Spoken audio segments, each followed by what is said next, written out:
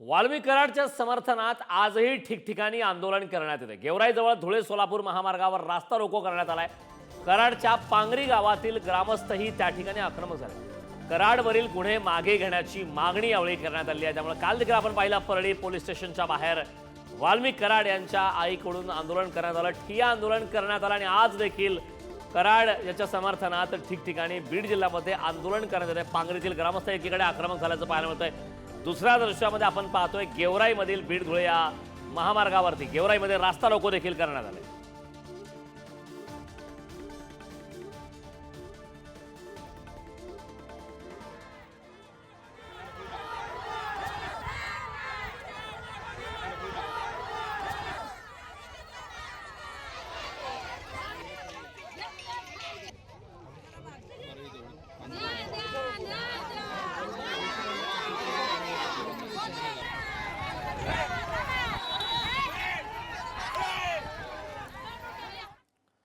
तर याच आंदोलनावर नेत्यांनी आणि संतोष देशमुखांचे बंधू धनंजय देशमुख यांनी नेमकी काय प्रतिक्रिया दिली आहे पाहूया।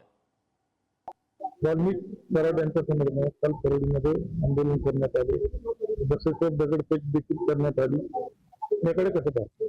ते त्यांचा प्रश्न आहे आणि त्याचे उत्तर प्रशासनाकडे आहे आणि देशमुख कुटुंबीय त्याच्यावर कशाला काय बोलायचं। याच्या ही सुद्धा नाविन्यपूर्ण योजना आहे ना की आपला माणूस जेलमध्ये गेल्याच्या नंतर ज्यांनी एवढा मोठा उद्योग केलेला आहे, हा माणूस जेलमध्ये गेल्याच्या नंतर त्याच्या समर्थनार्थ परळी बंद करा म्हणणं कितपत योग्य आहे? नाविन्यपूर्ण म्हणजे नवीन पायंडा पडेल। इसके बाद जो भी जेल में जाएगा उसके लिए हम तुम्हारे साथ है म्हणून आता शहर बंद करून टाक। एखाद्या वेळेस मुंबई बी बंद करू नये, काय सांगा? आकाचे लोक जर आले तर परळी म्हणजे बीड मुंबई सुद्धा बंद करू शकतात। हे जमावबंदीचा आदेश लागू आहे। सकाळी माझं काल SP साहेबांचं बोलणं झालेलं, त्यावेळेस पण त्यांनी सांगितलेलं आणि ही जमावमध्ये असताना सुद्धा परवानगी दिली का, कसं आंदोलन झालं मला माहीत नाही। पण जे काही गुंड प्रवृत्तीच्या लोकांनी परळीला बंद करा, व्यापाऱ्यांना वेटीस धरण्याचं काम कुणीही करू नये। समाज असो व्यापारी असो, त्यांनी उत्स्फूर्त जर बंद पुकारला तर तो खरा बंद, आणि त्यांना जर वाटलं तर तो लोकशाहीचा मार्ग आहे। त्याच्यामुळे ते कुणाचं ऑब्जेक्शन असायचे कारण नाही, पण कुणी विनाकारण दाब देऊन जर बंद करायला हवीत असेल तर ती प्रवृत्ती चांगली नाहीये आणि त्याच्यासाठी बिलकुल सरकार, मायबाप आणि पोलीस यंत्रणा त्याच्यावर लक्ष ठेवून असेल। तर या दरम्यान कराडच्या गावकऱ्यांशी बातचीत केली आमचे प्रतिनिधी अक्षय यांनी, पाहूया। आमची एकच मागणी की वाल्मिकांनावर जे खोटे गुन्हे दाखल केलेत ते मागे घेण्यात यावे आणि शासनावर कुठेतरी दबाव टाकून जे वाल्मिकांना 120B आणि मोका लावलाय हा गुन्हा मागे घेण्यात यावा। ह्या गुन्ह्याचा आणि अन्नाचा कुठलाही संबंध नाही।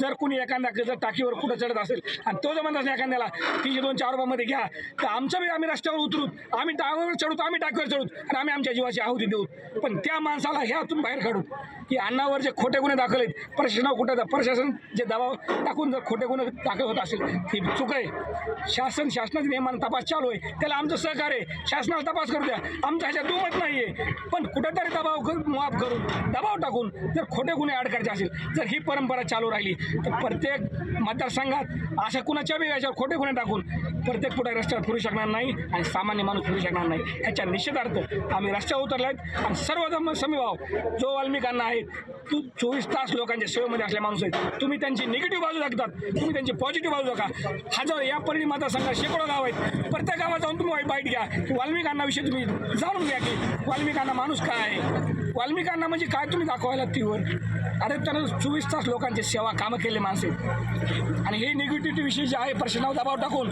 तुम्ही जे CBIची टीम बदलतात हे बदलत। सुरेश देशमुख जे सांगायला चालू आहे प्रशासनाच्या आधी त्यांची चौकशी घ्यायला पाहिजे आणि ह्यांना कसं माहिती कस्टडी घेऊन त्यांची स्वतः चौकशी करायला पाहिजे। सुरेशचे PA सुरेश दस आणि संदीप शिवदार यांची शिटी पाहिजे ना बाप्पा, त्यांचे शिटी काढा। ह्याच्यामध्ये कुठं हे सोयीनवाला आहे, हे वातावरण बळकण्यात समाजात ते निर्माण करण्याकरता साहेब वाल्मिकांना आमच्या फसवण्यात आलेला आहे। वाल्मिकांना अशापैकी माणूस नाही तर हजारो जनतेला रात्रंदिवस सांभाळलेले 10-10 वर्षापासून या अन्नावर खोटे गुन्हे लादण्यात आलेले आहेत। आमच्या सगळ्या हेत आताशिक आंदोलनाची सुरुवात आहे साहेब। शेकडो तरुण मरायला तयार आहेत। आज वाल्मिकांना ह्या लोकांसाठी देव झालेले आहेत। नुसतं आमचं गावच नाही, परळी तालुक्यात नाही, जिल्ह्यामध्ये अनेक जणांना वाल्मिकी अण्णांनी दवाखान्यासहित लग्नासहित मुली बाळाच्या अनेक कामं केलेले आहेत साहेब. हे सुरेश धसनं, संदीप क्षीरसागरनं, हे बजरंग बापानं, ह्या काही लोकांनी मुद्दाम ह्याच्यात वाल्मिकी अण्णाला आमच्या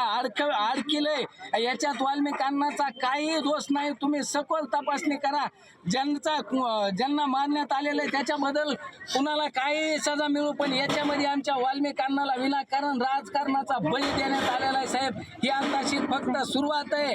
इथून पुढे अनेक हे रोज आंदोलन चिघळणार आहे. काय होईल याला आणि जे काय होईल याला विनाकारण प्रशासनानं वाल्मिकी अण्णाला दबावापोटी बळी